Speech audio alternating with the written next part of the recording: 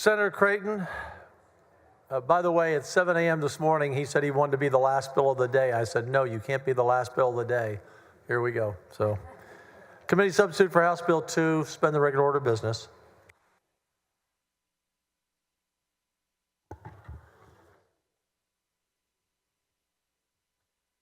Thank you, Mr. President. Members, I appreciate the time you've dedicated, not just through the day today and with your patience in the final drafting of this historic bill. I also appreciate all of the time that all members on this floor have dedicated to education bills throughout the session. There's no question that the Texas Senate has prioritized education throughout this session with our funding decisions and our commitment to the best policies for Texas students. We're almost to the finish line. House Bill 2 may be the most transformative education plan that Texas has ever seen. 2 years ago, this chamber passed historic education reforms and funding and took historic steps forward, but as we all know, the bill did not make it across the finish line. In hindsight, maybe the wait was worth it, because this legislation, House Bill 2, delivers what Texas students and Texas educators. Members, can we have some quiet? We have a lot of conversations on the floor. Speak softly or take it to behind the rail. Senator Colcourse, Senator Miles. Okay, now we can hear you. Go ahead. Still working their bills, Mr. President. I have great respect for that. 2 years ago, this chamber passed historic education reforms and funding and took many steps forward, but as we all know, that effort did not make it across the finish line. In hindsight, maybe the wait was worth it, because this legislation, House Bill 2, delivers what Texas students and educators truly need and have been asking for. This is not just a funding bill. It's a long-term commitment to the future of public education. This plan is the product of months of negotiations and feedback from our parents, from our teachers, our even students and stakeholders from across every corner of the state. And House Bill 2 reflects a conservative, student-centered approach built on targeted investments, not bureaucracy. With $8.5 billion in new funding, members, normally from biennium to biennium, we average $2 billion of new funding for our public schools. With $8.5 billion in new funding, House Bill 2 is the most transformative education package in Texas history. And I call it that because we have policies within this bill that will change public education forever, along with the historic investment. Even surpassing House Bill 3 from 2019 and every major public education before it. And I say that because even though the dollars are similar on the investment, the dollars in this bill continue to travel with a permanent teacher pay raise allotment for the first time in Texas history. That pay raise will continue beyond this biennium. In the past, we've heard those pay raises called stipends and bonuses. That is not what we have in this legislation. By statute, that pay raise continues to grow over time. Those cups continue to be filled on behalf of our teachers, and that money continues to work, and that investment continues to work on behalf of our teachers, that we'll see through this legislation that the Texas legislature listened well and that we have their back, as many of them have made incredible decisions on whether or not to stay in the profession. This legislation and the legislation that Senator Perry brought forward not an hour ago on student discipline will satisfy the top two most surveyed concerns of our 370,000 teachers in this state, Will our campuses and my classroom be safe? Will I be safe? And will I be compensated in a way that helps me take care of my family from here forward? This permanent teacher retention allotment delivers across-the-board raises for every Texas teacher with 3 or more years of experience. Members, as we've talked about, we're 14th in the nation in ranking for starting salaries for our teachers, but we're towards the bottom for our experienced teachers, and that's why we have been losing our experienced teachers. This is nearly the same framework that this body passed unanimously in February through Senate Bill 26, and now it's about to become law. We added $500 million for essential school staff who keep our campuses running day in and day out.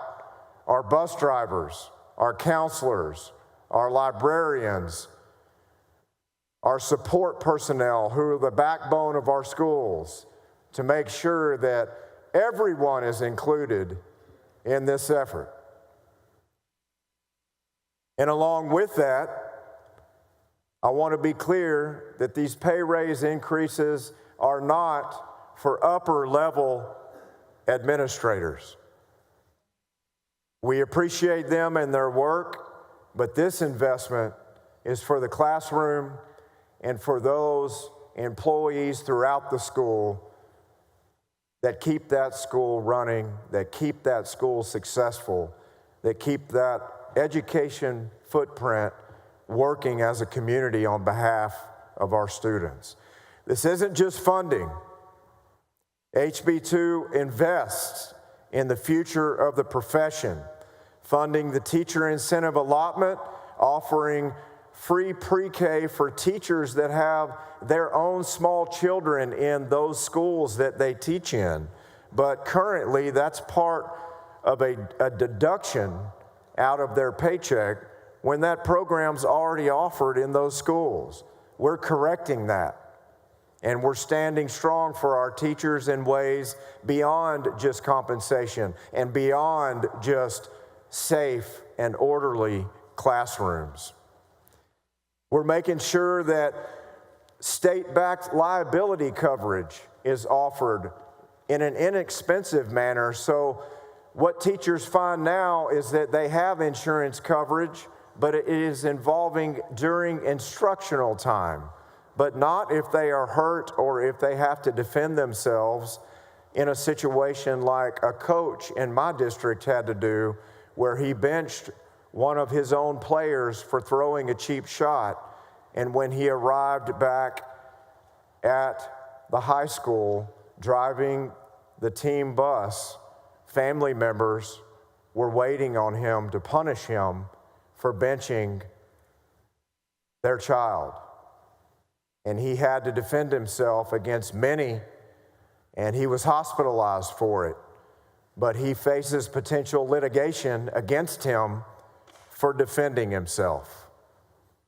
That liability coverage that's in this bill will cost our teachers about $2.25 a month, and the state will cover the rest.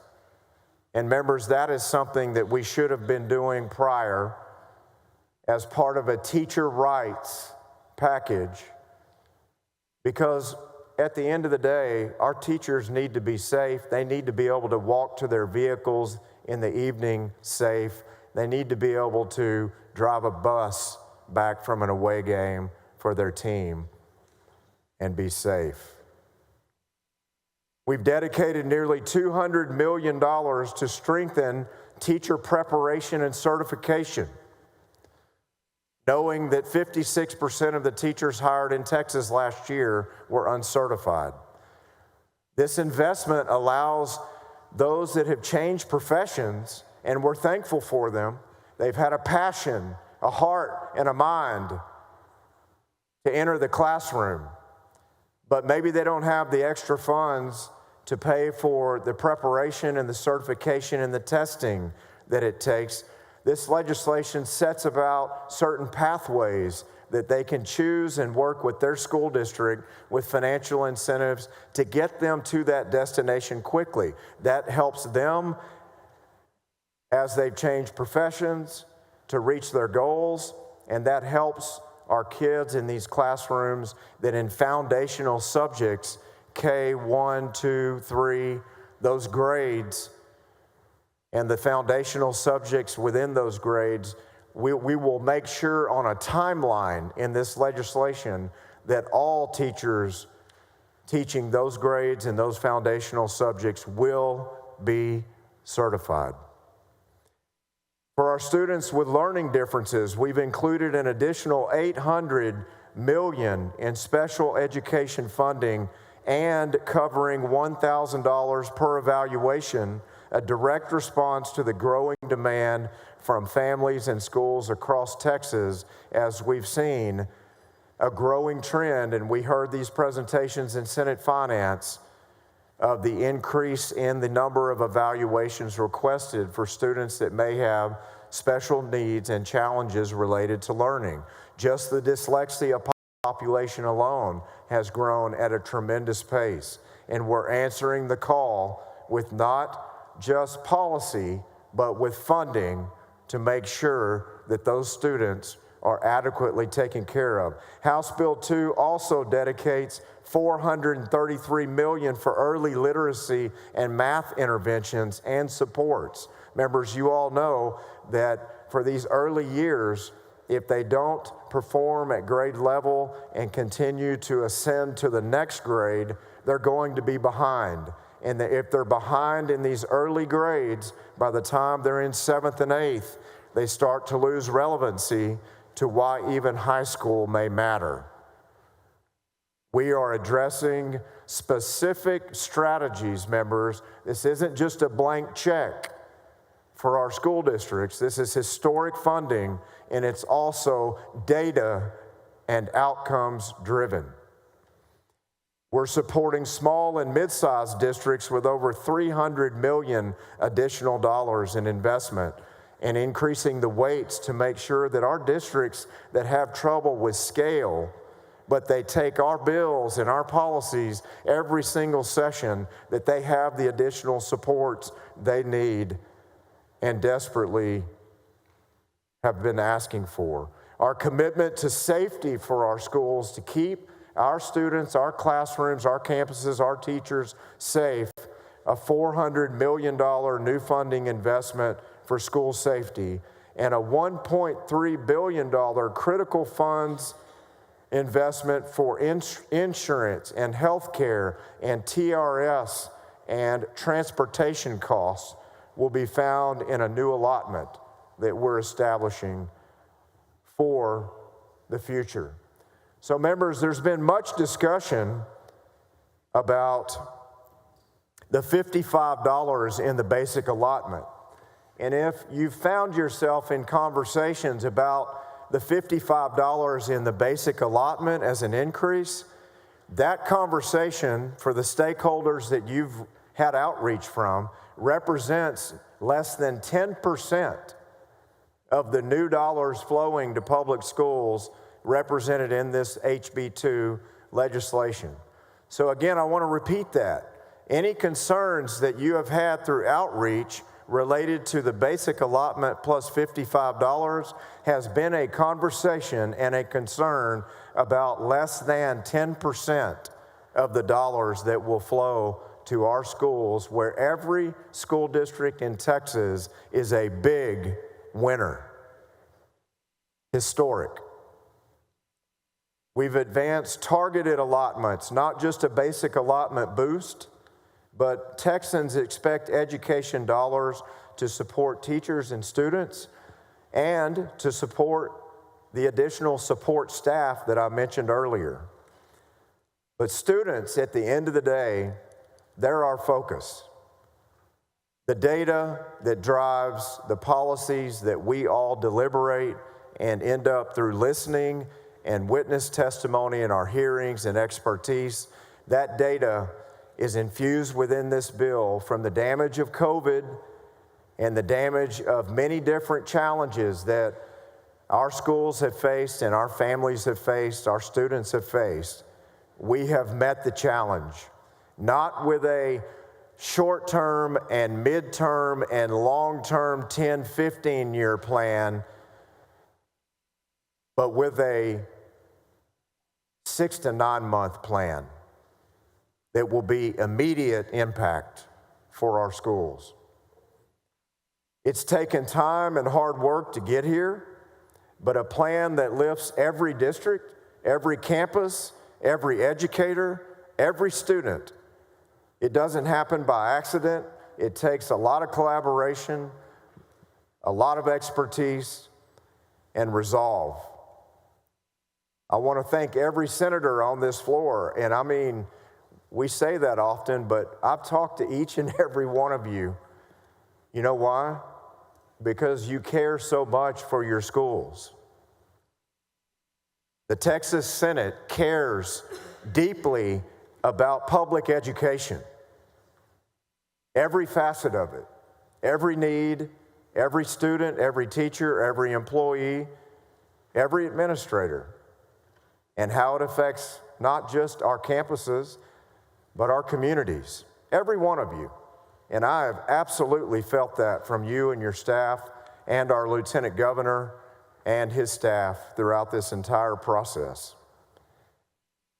We've had some criticism, and it's been a long road through this session, but here we are in late May, late in the day, deep into session, and we're finishing strong for our public schools. And members, I know from conversations with each and every one of you before session, that was always the intention. So the media and the criticisms and a lot of the fear that was stoked, it's interesting where we ended up with a funding bill for our schools that is unmatched in history, with a teacher pay raise that is as significant or more so than any teacher pay raise in Texas history, and a permanence for a teacher allotment for compensation that will grow over time for the first time in Texas history, and we all work together to arrive there. It's amazing with that last sentence I just relayed, that there's been very little coverage on that, because we've covered it many, many, many times. But you all have been patient, and we've arrived here for our schools and our students because we've been steadfast. It's not the critic, but it's the person in the arena. I think you all are familiar with something along those lines. We'll be offering a few amendments today to the bill, members, a master amendment that consolidates a lot of your input and your concerns that we'll explain. And I appreciate your time and your focus and your support and your help and assistance to continue to make this bill better, because if there's anything that all of you are on this floor serving in very difficult times in politics and policy, it is because you all have a heart that beats for our Texas public schools. And I feel that every day, and it's a privilege to work with you. With that, Mr. President, I move to suspend the regular order of business, take up and consider committee substitute for House Bill 2. Not so fast.